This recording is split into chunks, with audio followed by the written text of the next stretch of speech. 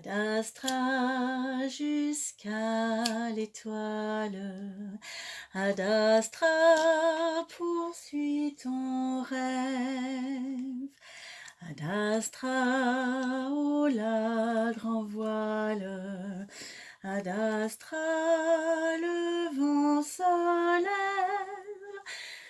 Bonjour les amis, c'est Diana. On se retrouve pour la lecture express des énergies de la semaine du 25 septembre au 1er octobre. Alors, l'énergie de la semaine, c'est le battleur. Le battleur, c'est une énergie de commencement, de début, de nouveau départ, de lancement d'une nouvelle activité, d'un nouveau projet.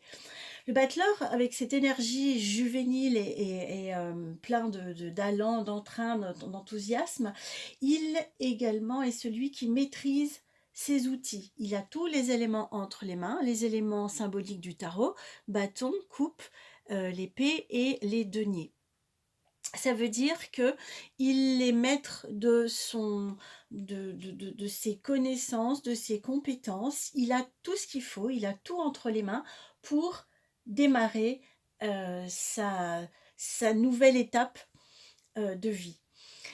Alors c'est très très positif. Après l'effondrement de la semaine dernière, vous vous souvenez peut-être, effondrement, reconstruction de la tour et cette refondation de l'être, là tout d'un coup il y a eu une libération et des nouveaux moyens, une nouvelle énergie disponible pour aller de l'avant, pour être créatif, pour poser des actions dans la vie, dans la matière, dans le monde, dans la vie réelle, concrète.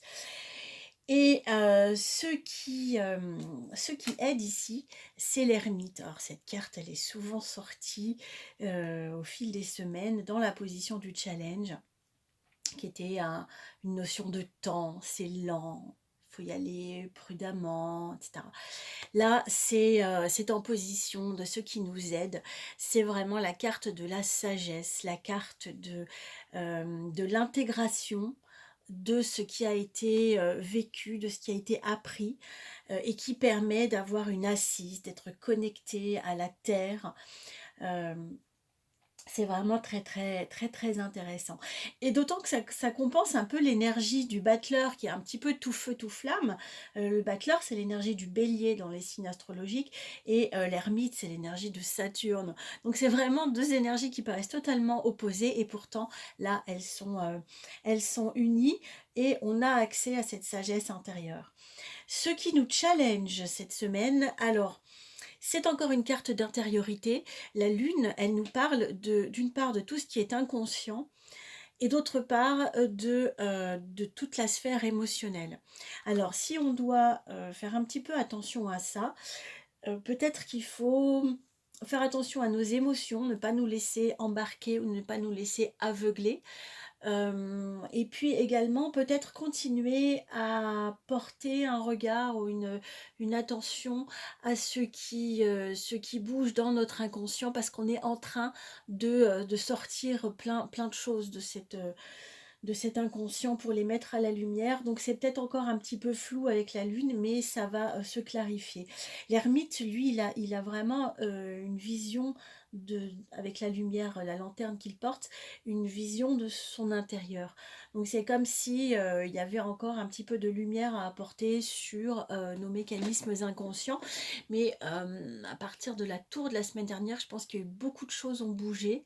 Peut-être certains d'entre vous ont eu là des soubresauts un peu inconfortables parce que on évolue et là il y a eu des grosses secousses qui permettent de faire remonter.